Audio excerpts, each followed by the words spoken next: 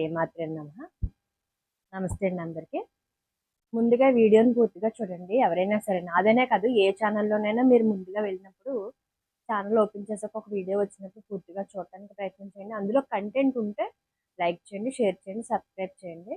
మీరు ఇచ్చిన హెల్ప్ బూస్టింగే మాకు కొంచెం ఇంకా కొంచెం మంచి విషయాలు చెప్పాలని అనిపిస్తుంది.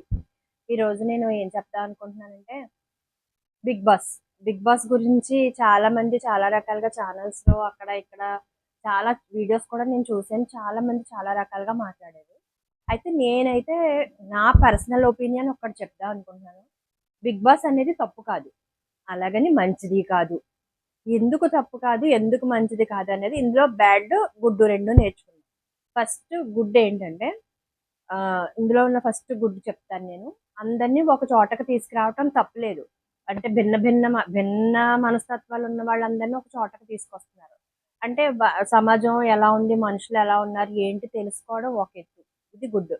2 బ్యాడ్ ఏంటంటే అందులో రకరకాల సిచ్యువేషన్స్, రకరకాల ఆటలు ఇవన్నీ కూడా ఉంటున్నాయి.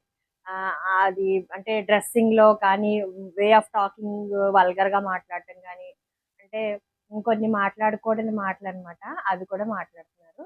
అయితే ఇందులో వెళ్ళి కాపురాలు పాడు చేసుకున్నాం అన్నవాళ్ళు కొంతమంది. మరైతే అయన్నీ నాకు తెలీదు. నేను టీవీ చూడను కాబట్టి, నేను ఈ మధ్య కాలంలో కొన్ని ఛానల్స్‌లో చూస్తుంటే దీని గురించి మాట్లాడుతున్నారు. ఇప్పుడు నా ఒపీనియన్ ఏంటనేది నేను దీని గురించి చెప్దాం అనుకుంటున్నాను.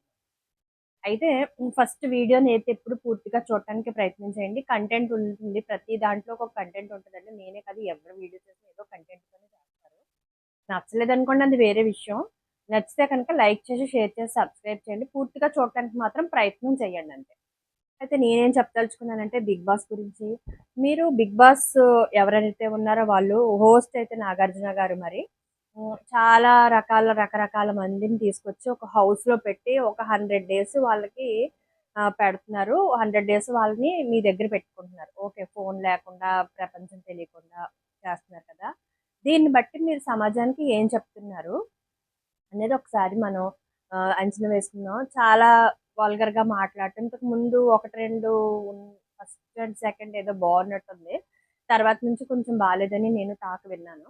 అయితే నా ఒపీనియన్ ఏంటంటే ఈ బిగ్ బాస్ హౌస్‌లో ఎలా అయితే రకరకాల మందిని తీసుకొచ్చి పెడుతున్నారో, ఇలాగే చదువుకున్న అబ్బాయిలు, చదువుకున్న అమ్మాయిలు చాలా మందున్నారు. ఓన్లీ ఫర్ జెంట్స్‌కి, ఓన్లీ ఫర్ లేడీస్‌కి విడివిడిగా బిగ్ బాస్ పెట్టి ఎంతమంది చదువుకున్న అబ్బాయిల్లో ఎంత టాలెంట్ ఉంది, వాళ్ళలో ఏముంది, వాళ్ళకి మనం ఏ ఫెసిలిటీ కల్పిస్తే వాళ్ళు ముందుకెళ్ళగలుగుతారు. అంటే కొంతమంది మెకానికల్ ఇంజినీర్ చేసినోళ్ళున్నారు. లేదంటే మామూలుగా ఇంజినీర్స్ చేసినోళ్ళున్నారు. వాళ్ళు ఎన్నో కనిపెట్టాలని ప్రయత్నాలు చేస్తున్నారు. రీసెంట్‌గా అంటే ఒక ఎన్నాళ్ళవుతుందనేది నాకు తెలీదు కానండి. పిఠాపురంలో ఒక అబ్బాయి సైకిల్ ఏదో కనిపెట్టాడని పవన్ కళ్యాణ్ గారు, డిప్యూటీ సీఎం పవన్ కళ్యాణ్ గారు అబ్బాయికి ఎంతో రివార్డ్ కూడా ఏదో ఇచ్చినట్టున్నారు. అది నేనేదో చిన్న క్లిప్ చూసాను. నేనెక్కువ వీడియోస్ అవి చూడననమాట. క్లిప్ చూసాను. దానివల్ల అలాగా ప్రోత్సహించారు. కాబట్టి మీరు కూడా బిగ్ బాస్‌లో కూడా కొంతమంది బాగా చదువుకుని వెల్ నాలెడ్జ్ ఉన్నవాళ్ళని కొంతమందిని తీసుకొచ్చి బీటెక్ అయిపోయిన వాళ్ళని కానీ, చదువుతా ఉన్న వాళ్ళని కానీ, ఎవరికైనా నాలెడ్జ్ ఉన్న వాళ్ళని తీసుకొచ్చి ఒక హౌస్‌లో పెట్టి వాళ్ళకి మీ టాలెంట్ ఏంటి? మీకిదిగో 100 డేస్ టైమ్ ఇస్తున్నాం. మీ టాలెంట్ ఏంటో ప్రూవ్ చేసుకోండి. మీకేమేం కావాలో చెప్పండి. మేమవి ప్రొవైడ్ చేస్తాం. ప్రొవైడ్ చేస్తే మీరు దాంట్లో మీ టాలెంట్ ఏంటో ప్రూవ్ చేసుకోండి. మీరు సైకిల్ కనిపెడతారా? బైక్ కనిపెడతారా? కార్ కనిపెడతారా? లేదంటే ఇప్పుడున్న పొల్యూషన్‌కి తగ్గట్టు ఏవేంటి ఇంట్లో మెకానికల్‌గా ఏవేం కనిపెట్టగలుగుతారు అనేది వాళ్ళలో ఉన్న టాలెంట్‌ని మనం బయటకి తీయగలిగితే 100 డేస్‌లో మనం ఇండియాలో సక్సెస్ అయినట్టే. భారతదేశంలో మనం సక్సెస్ అయినట్టే. ఆడవాళ్ళలో కూడా ఇలా ఆడవాళ్ళని మగవాళ్ళని కలపటం వల్ల కొన్ని రిలేషన్స్ కూడా ఏర్పడుతున్నాయి. బ్యాడ్ అవ్వచ్చు, గుడ్ అవ్వచ్చు. అందులో ఎక్కువ బ్యాడే జరుగుతది కానీ గుడ్ జరగదు. కాబట్టి ఇలాగ విడివిడిగా పెట్టి ఈ అమ్మాయిలు ఉన్నారనుకోండి. అమ్మాయిలో ఆంటీలు ఎవరో ఒకళ్ళు వయసు అయిపోయిన వయసు దగ్గర పెద్ద వయసు వాళ్ళు, చిన్న వయసు వాళ్ళు అందరిని ఒక దగ్గర పెట్టి మీలో ఏం టాలెంట్ ఉంది లేడీస్‌లో టైలరింగ్ నేర్చుకునే వాళ్ళున్నారు, టైలరింగ్ చెప్పేవాళ్ళున్నారు, బుటిక్స్ నడిపేవాళ్ళున్నారు, మాట్లాడేవాళ్ళున్నారు. వాళ్ళలో కూడా వంటలు బాగా చేసేవాళ్ళున్నారు. వాళ్ళలో కూడా ఏమి స్కిల్స్ ఉన్నాయి.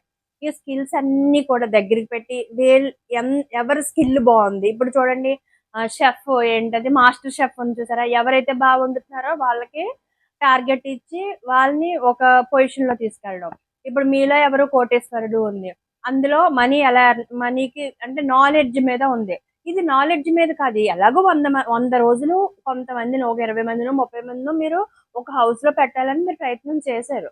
వాళ్ళ మనస్తత్వాలు ఏంటో మీరు చూసారు. ఇవే మనస్తత్వాలు మీరేం చేయాలంటే వాళ్ళ నాలెడ్జ్ ఎంతుంది? ఒక ఇంజినీరింగ్ స్టూడెంట్ ఏమి సాధించాడు? ఇంతకాలం చదువుకుని బోలెడు ఎఫర్ట్ పెట్టి చదువుతారండి వాళ్ళు కూడా. తల్లిదండ్రులు కూడా చాలా రకాలుగా చదివించారు. పాపం వీళ్ళు ఎన్నో కష్టాలు పడి చదివించారు. వీళ్ళందరినీ కూడా ఒక దగ్గర పెట్టి మీ టాలెంట్ ఏంటి? మీరేం చేయగలుగుతారు? మీరు మీ టాలెంట్ ప్రకారం మీరు ఏమి కనిపెడదాం అనుకుంటున్నారు? ఈ మీ మైండ్‌లో ఉన్న ఆలోచన ఏంటి? మీకు ఏవి ఎక్విప్‌మెంట్స్ కావాలి? మీకు ఏమేమి వనరులు కావాలి? మేము కల్పిస్తాం అని చెప్పి అదే బిగ్ బాస్ హౌస్‌లో పెట్టి చేస్తే ఎంతో మందండి బయటకొస్తారు. అందులో నుంచి ఎంతో ఆణిముత్యాలు బయటకొస్తాయి.